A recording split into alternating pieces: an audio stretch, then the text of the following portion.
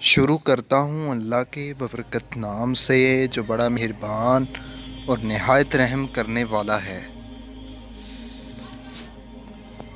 हमारा आज का मौजू 12 इमाम हैं। वो कौन हैं, उनका शजरा नसब क्या है और इनको कब और किसने शहीद किया।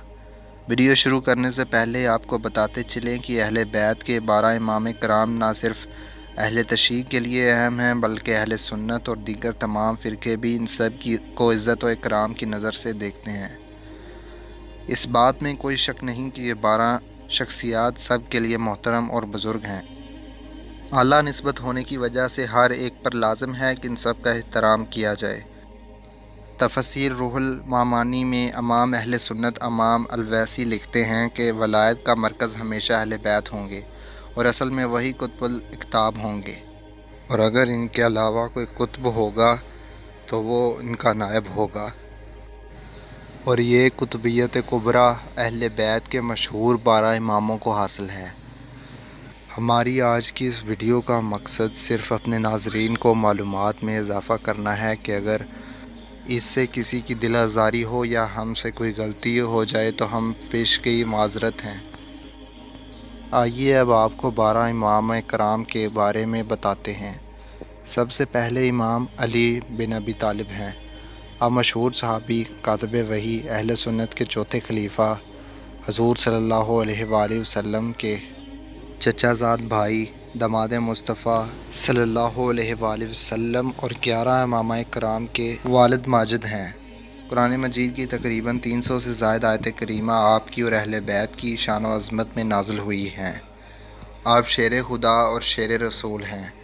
इब्न मलजम नामी खारजी ने मस्जिद कोफा के महराब में शेर खुदा पर ज़हर आलूद तलवार से हमला किया, जिससे आप 21 रमज़ान 40 हिजरी कमरी में आप शहीद हो गए। दूसरे इमाम नवासा रसूल और सैयदा फ़ातिमा के पूल और हज़रत अली शेर खुदा के शेर इमाम हसन हैं। आप अहले सुन्नत के 5वें खलीफा हैं। तकरीबन 6 माह और कुछ दिन खिलाफत की। आप खुलफा राशिदीन में आखिरी खलीफा हैं। आपकी खिलाफत न से साबित है, चनाचे रसूल अकरम सल्लल्लाहु अलैहि वसल्लम ने फरमाया, मेरे बाद खिलाफत 23 साल होगी और उसके बाद बादशाहत होगी। चनाचे और 23 साल की मुद्दत इमाम हसन की खिलाफत के 6 माह से मुकम्मल होती है। आप वो शहज़ादे हैं जिनको रसूल खुदा अपना बेटा कहा करते थे और बेशुमार हदीस सही आपकी शान में मौजूद हैं।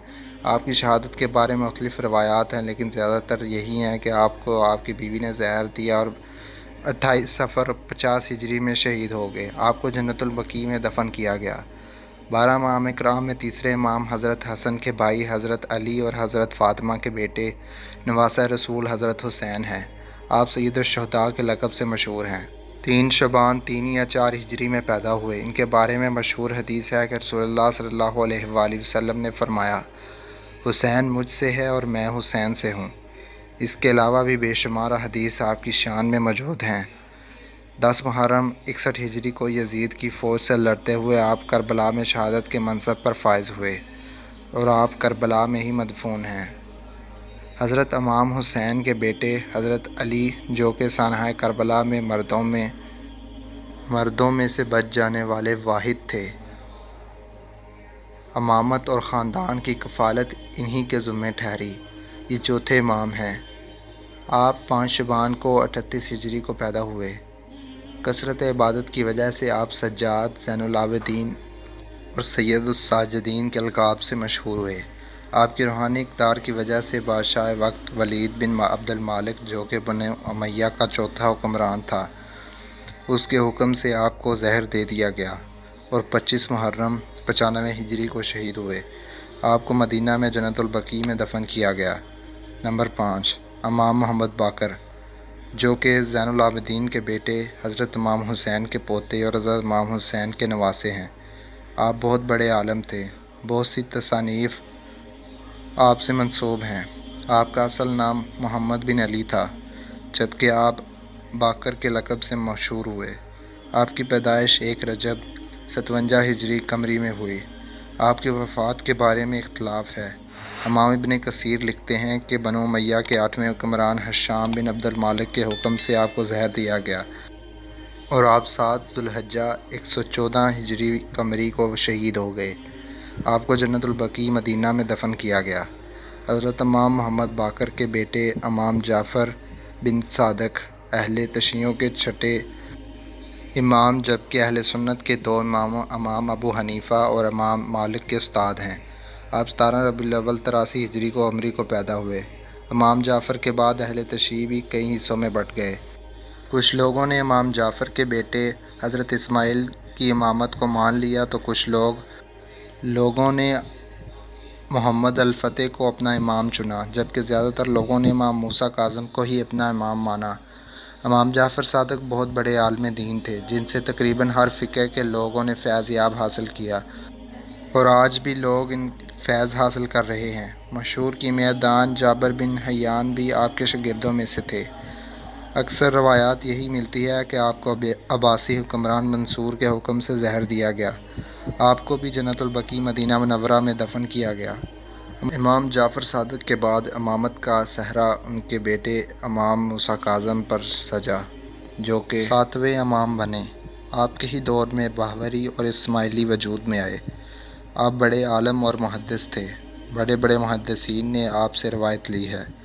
مشہور روایت یہ ہے کہ عباسی حکمران ہارون رشید نے آپ کو جیل میں ڈال دیا اور ایک آدمی کو مقرر کیا کہ وہ آپ کو زہر پلائے۔ چنانچہ اس نے آپ کو زہر دیا، جس سے آپ کو بخار ہوا، اور 3 دن کے بعد 25 رجب 183 ہجری میں آپ کی وفات ہو گئی، اور کاظمین کے مقام میں آپ کو دفن کیا گیا۔ آپ کی عمر 55 سال 6 ماہ تھی۔ حضرت امام موسیٰ کاظم کے بیٹے حضرت علی بن موسیٰ 8ویں امام بنے، جو کہ امام رضا کے لقب سے مشہور تھے۔ آپ کی ولادت 11 ذوالحج کو ہوئی۔ آپ بڑے محدث، فاضل اور بلند شان والے تھے۔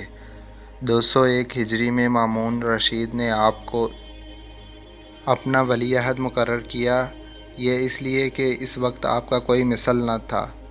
ولی عہدی کے بعد مامون رشید نے اپنی بیٹی آپ کے نکاح میں دی۔ مختلف روایتوں میں ہے کہ آپ کی شہرت میں بے پناہ اضافہ ہوا، جس کے بعد مامون نے ہی آپ کو زہر دیا، جس سے 23 صفر 203 ہجری میں آپ شہید ہوئے۔ تو اس مشہد آپ کا مدفن ہے۔ نمبر 9، حضرت محمد تقی۔ حضرت علی رضا کے صاحبزادے، اسم گرامی محمد ابو جعفر کنیت جواد المرتضیٰ اور تقی لقب ہے۔ آپ کی پیدائش 19 رمضان 1995 ہجری میں ہوئی۔ امام رضا رحمۃ اللہ علیہ فوت ہوئے تو حضرت تقی رحمۃ اللہ علیہ کی عمر تقریباً 9 سال تھی، لیکن کم سم ہونے کی وجہ سے پھر بھی علم و فضل سے مالا مال تھے، کیونکہ علم و فضل کو ورثے میں ملا تھا۔ مامون رشید نے اپنی بیٹی ام الفضل کا نکاح آپ سے کر دیا۔ نکاح کے 1 سال تک آپ بغداد میں مقیم رہے اور پھر مدینہ منورہ تشریف لائے، اور پھر 220 ہجری میں مدینہ سے دوبارہ بغداد تشریف لے گئے۔ وہاں آپ کو 30 ذوالحجہ 220 ہجری قمری میں زہر دے دیا گیا۔ روایت کے مطابق مامون کے بعد بننے والے خلیفہ معتصم نے آپ کی بیوی ام فضل کے ہاتھوں آپ کو زہر دلوایا، جس سے آپ کا انتقال ہوا۔ آپ نے 25 سال کی عمر پائی۔ 10ویں امام حضرت محمد تقی کے بیٹے امام نقی ہیں، جو کہ 15 ذوالحجہ 212 ہجری کو پیدا ہوئے۔ آپ کی زندگی کا زیادہ تر حصہ عباسی حکمرانوں کی قید میں گزرا۔ آپ کا انتقال المعتزل بلہ کی قید میں 3 رجب 254 ہجری میں ہوا، اور عراق کے شہر سامرا میں آپ کو دفن کیا گیا۔ حضرت امام نقی کے بیٹے امام حسن عسکری 11ویں امام ہیں۔ آپ کی ولادت 15 ذوالحجہ 212 ہجری میں ہوئی۔ ملکہ عسکری میں پیدائش کی وجہ سے آپ کو عسکری کے لقب سے پکارا جاتا۔ آپ علیہ السلام کے لیے بے شمار خدمات ہیں۔ عباسی خلیفہ المعتمد نے آپ پر بے شمار پابندیاں لگائی ہوئی تھیں۔ المعتمد آپ کی مشہوری سے بے حد پریشان تھا، اسی لیے اسی کے حکم پر مسموم کر کے 3 رجب 254 ہجری کو آپ کو شہید کر دیا گیا۔ آپ کے والد حضرت علی نقی کے ساتھ سامرا میں ہی دفن کیا گیا۔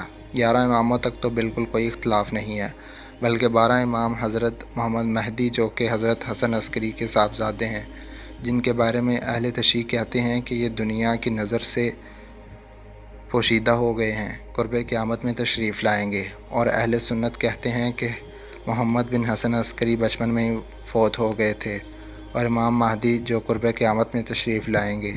وہ امام حسن عسکری کے بیٹے نہیں بلکہ عبداللہ کے بیٹے ہوں گے، جن کے بارے میں حضور صلی اللہ علیہ وآلہ وسلم نے بشارت فرمائی ہے۔ بے شک اللہ ہی بہتر جاننے والا اور حکمت والا ہے۔ دوستو، یہ ویڈیو انتہائی تحقیق کے بعد بنائی گئی ہے، پھر بھی اگر کوئی غلطی رہ گئی ہو تو کمنٹ سیکشن میں ہماری اصلاح ضرور کیجیے گا۔ آپ کی کمنٹ کا انتظار رہے گا۔ ویڈیو کو لائک اور شیئر کرنا مت بھولیے گا۔